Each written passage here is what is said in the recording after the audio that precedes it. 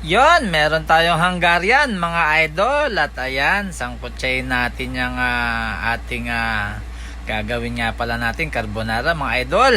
At ayan, nilagay na natin yung bacon mga idol. At syempre, nilagay natin yung butter. Yan, medyo papulahin natin ng konti. At syempre, ang mushroom mga idol. Yan, halo lang ng konti. Medyo makon lang ang apoy.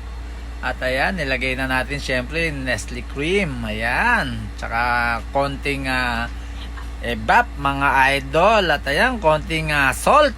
At ayan, syempre ang Campbell's natin mga idol. Yan, konting sabaw. At syempre ang cheese mga idol. Ayan, hanggang sa lumapot siya. Ayan, nilagay na natin yung noodles natin mga idol. At kanina nilaga na natin yan. Yan, halo lang ng konti mga idol. At ayan, masarap na merienda yan mga idol.